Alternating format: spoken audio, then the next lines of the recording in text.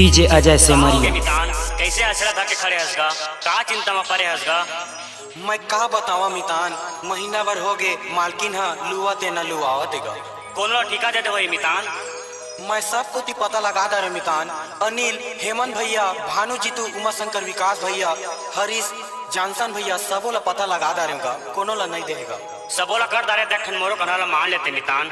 हमर मिर्जा के लंबा बाल वाला शांतनु भैया कहे जब कोनो खेत में लुए और लुआए के मन नहीं रहे तो हम हार्वेस्टर ला ला जाते मितान। जात हम मितान अब हार्वेस्टरेज ला ना हो चेगा। बला ले मितान बला लेगा। चल रे भाई खगेन, सहयोगी मरे मेड़ ला फोरबे कम से कम। और तोर साड़ू हरीश घरोल धर लेगा। ले का होई सब हो जाते तब।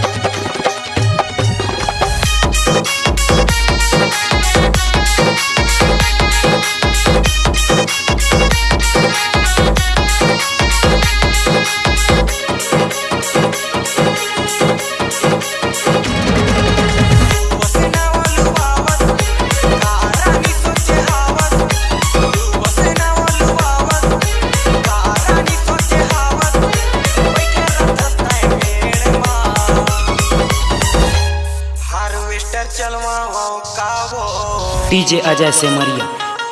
अरे आके तोरे खेत में हार्वेस्टर चलवा मौकावो।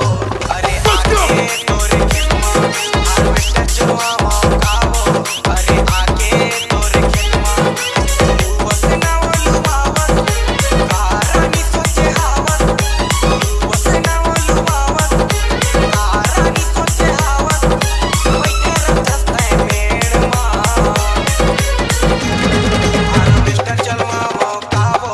अरे आके तोरे खेत में हार्वेस्टर चलवा मौकावो। अरे आके तोरे खेत में DJ Ajay Semariya.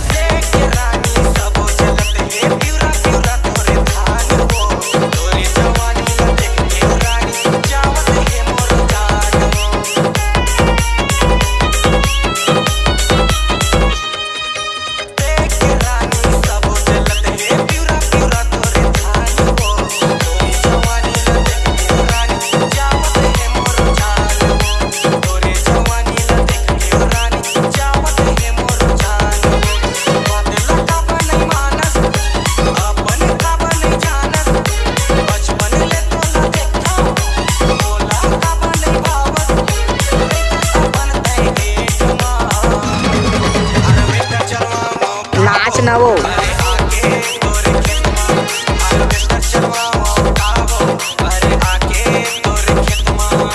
DJ Ajay Semariya.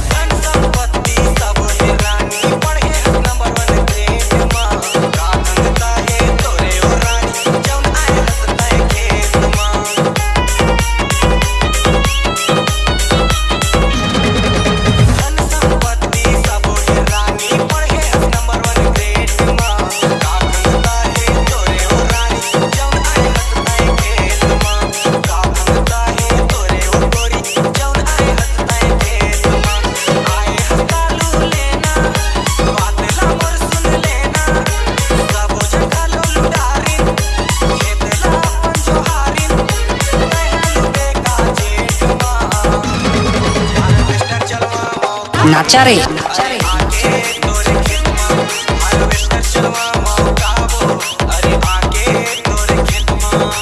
DJ Ajay Semariya.